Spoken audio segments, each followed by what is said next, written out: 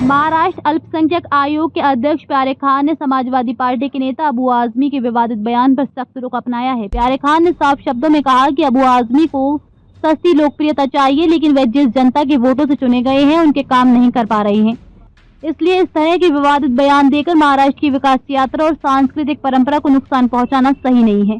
प्यारे खान ने कहा कि महाराष्ट्र में वारी परंपरा पिछले 700 से 800 सालों से शांति और भाईचारे के साथ चली आ रही है। इस पर किसी भी धर्म को लेकर बयानबाजी करना कतई उचित नहीं है।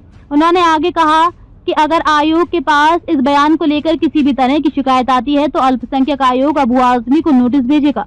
इतना ही नहीं, अगर उनके बयान की वजह से महाराष्ट्र में कहीं भी दंगे या तनाव फैलता है तो उनके खिलाफ कानूनी कार्रवाई की जाएगी और FIR भी दर्ज की जाएगी।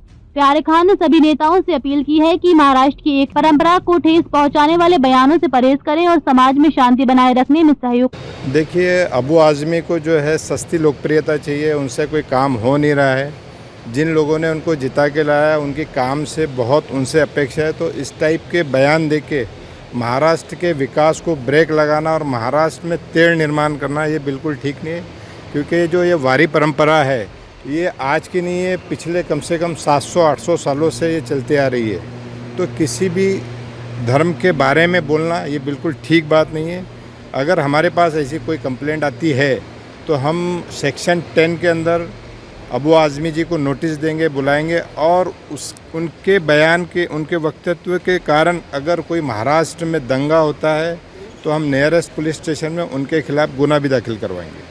देखिए, हमारे महाराष्ट्र के मुख्यमंत्री श्री देवेंद्र फडणवीस जी ने क्लियर शब्दों में कहा है कि ऐसे लोगों के तरफ बिल्कुल ध्यान नहीं देना चाहिए। उनके बारे में बोलना हमारा लेवल भी नहीं, हमारी सरकार का भी लेवल नहीं है। जो काम नहीं करते, सिर्फ और सिर्फ बातें करते, तो ऐसे लोगों पे ज़्यादा ध्यान नहीं देना चाहिए। हाँ, लेकिन एक चीज़ ज़रूर है कि ऐसे व्यक्तित्व से अगर कुछ महाराष्ट्र में अशांति फैलती है तो इसका संज्ञान लिया जाएगा और ऐसे किसी भी व्यक्ति को, किसी भी पार्टी का व्यक्ति हो, उसको बिल्कुल छोड़ा नहीं जाएगा।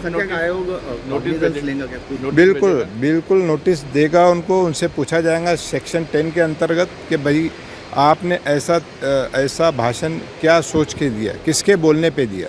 अब तक के लिए बस इतना ही, फिर होगी आपसे मुलाकात। तब तक के लिए नमस्कार और देखते रहिए हिंद नमा न्यूज। ऐसे ही लेटेस्ट अपडेट पाने के लिए हमारे चैनल को सब्सक्राइब करें और तुरंत नोटिफिकेशन पाने के लिए बेल आइकन प्रेस करना ना भूलें।